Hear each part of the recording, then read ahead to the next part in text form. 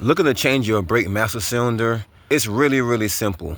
It's not as hard as you may think, and this tutorial will work for most vehicles. Now, the majority of master cylinders you come across, look at this one. Now, this is a brand new master cylinder, so what the heck happened here, guys?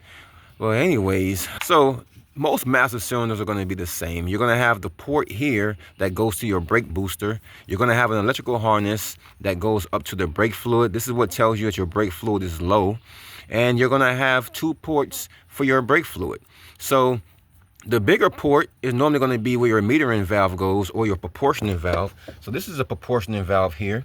Not all of these are going to have one. Sometimes you're going to just have 2 small ports. So like on this vehicle here, this is a town car, a Lincoln Town Car. We have a small hole and a big hole. So it's pretty simple to see what we're going to have to do. We're going to have to remove that small one and remove this big one here and just put that back in place. There's 2 connections on the side.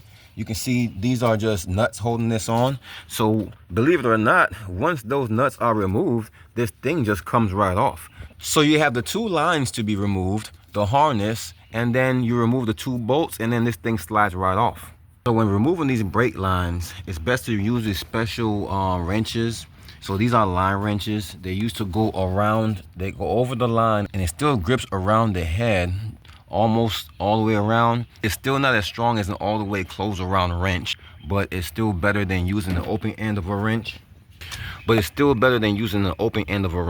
this. These are the types of wrenches you need to do this job. So we're going to need this wrench in order to get off this one and this one.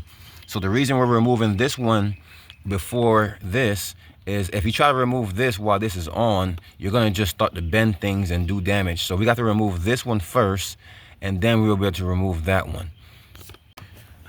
So what I'm gonna do actually is I'm gonna just loosen this. So I'm gonna like that. So now that's loose, and I'm gonna loosen this as well, and then loosen this. And once all of these are loose, I'll go ahead and remove it here. That way I'll be able to turn this right side up once I'm removing these all the way, so I don't lose fluid all the way down into the engine bay. So I'm gonna show you what I mean when I say that.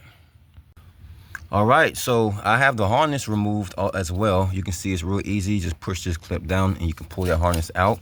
But the main thing is I have this brake line loose.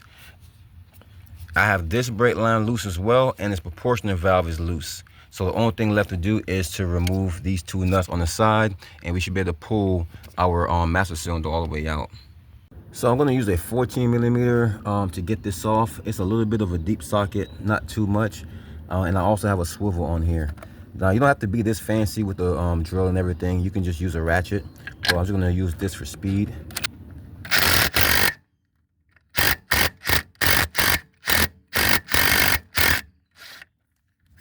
Now it's time to do the opposite side.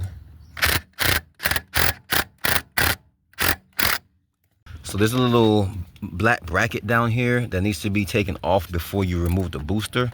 So let's go ahead and slide that off of these bolts, off of these studs. All right, just like that. So once we got this bracket off, now nothing's stopping us from pulling this all the way off. So let's get this brake booster up off of here. Simple as that. Now you can look all that corrosion in there. That's from the brake fluid leaking out. And you can see all that right there as well. So this brake master cylinder is definitely bad. Otherwise, we wouldn't have all this corrosion here to the booster and all of this leakage going on right here. So now, the reason why I kept these brake lines in here and I only loosened them, you'll see now. So now I'm able to turn this almost on its side. So the brake fluid won't come out of here because the cap is on. So I'm able to get these up now and make sure that nothing spills out when I lift this up and out. And once this is up and out, then I can remove my proportioning valve and then put it on my new part away from the car so I don't make a mess. All right, so we was able to get that cylinder out and only a few drops fell. We have cardboard down here, but it didn't even fall all the way down there anyway. So we were able to save making a whole mess by loosening everything up, turning it on the side, and then finishing on loosening everything afterwards.